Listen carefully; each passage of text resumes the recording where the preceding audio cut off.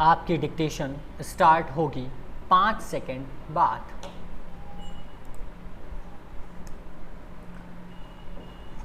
Three, 2, 1 start. अध्यक्ष महोदय, वित्त मंत्री को देश की आर्थिक स्थिति और निर्धनता के संबंध में जितनी जानकारी प्राप्त होती है उतनी किसी अन्य मंत्री को संभव नहीं होती।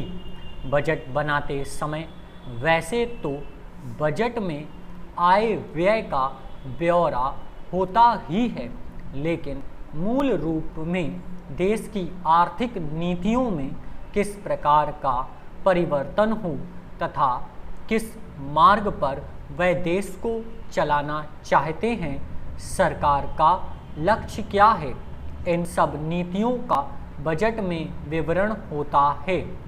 हमारे वित्त मंत्री चाहे जिस पद पर भी रहे हों, चाहे वे मुख्यमंत्री रहे हों या केंद्रीय सरकार में रहे हों, उन्होंने शानदार काम किया। जिस समय उन्होंने बजट प्रस्तुत किया उस समय देश को और विशेष रूप से गरीबों को उनसे बहुत सी आशाएं थीं। देश में लगभग 6 लाख गांव हैं, उनमें जो बेरोजगारी है, गरीबी है, उसके संबंध में देश की जनता को उनसे बड़ी आशाएं थीं और जनता देखना चाहती थी कि इस अवसर पर सरकारी नीतियों के द्वारा देश को वे क्या मार्गदर्शन देना चाहते हैं। इस दृष्टि से 3 महत्वपूर्ण बातें इस समय देश के सामने थीं। देश का आर्थिक विकास तेजी से हो, अधिक लोगों को काम मिल सके और मूल्यों में स्थिरता आए। जहां तक इन 3 उद्देश्यों का संबंध है, हमने देखा कि उस ओर कुछ प्रयत्न हुए हैं।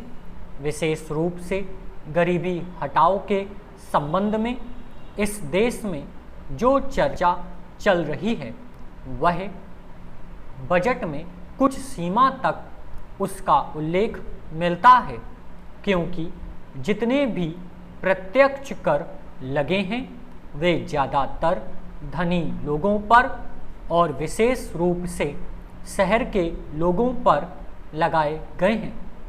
इस तरह से जो एक प्रकार की आर्थिक असमानता हमारे देश में चल रही है उसको दूर करने का प्रयत्न अवश्य किया गया है।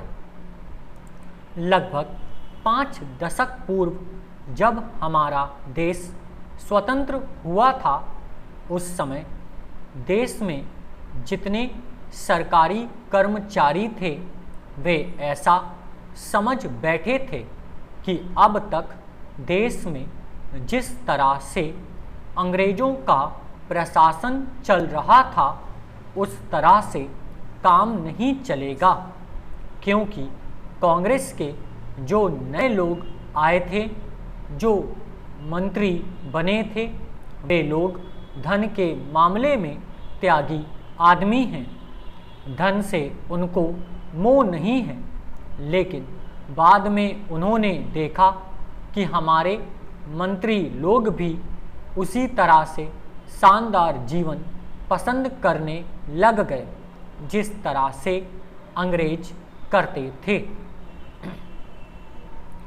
उपाध्यक्ष महोदय, तब उन लोगों को कुछ आशा हुई कि हम लोग भी उसी तरह चल सकते हैं जिस तरह से पहले चल रहे थे, लेकिन अभी हाल में जो चुनाव हुआ उससे देश के धनिकों के मन में बड़ा संदेह पैदा हुआ कि इस चुनाव के बाद उनकी स्थिति वैसी नहीं रहेगी जो अब तक चली आती रही है।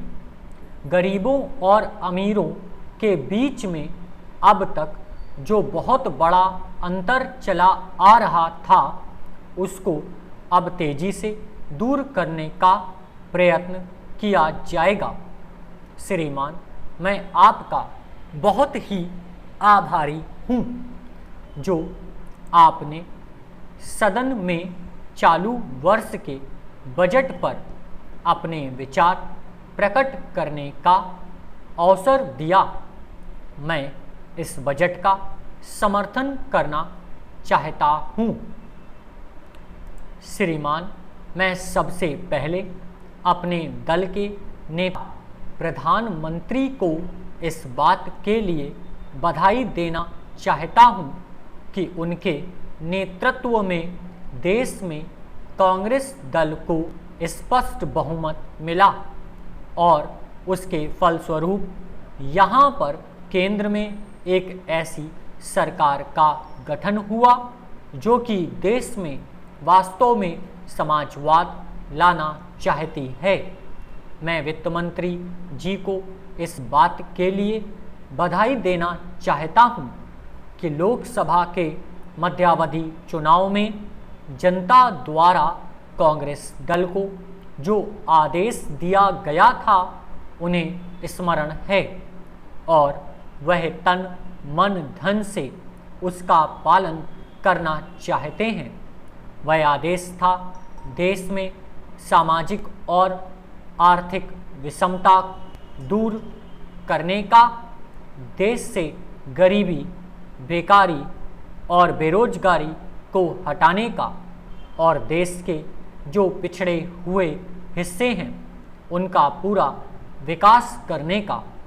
साथ ही साथ इस बात का भी आदेश था कि देश के अंदर इस प्रकार की सामाजिक और आर्थिक व्यवस्था पैदा की जाए जिसके अंतर्गत जनता शोषण से मुक्त हो सके।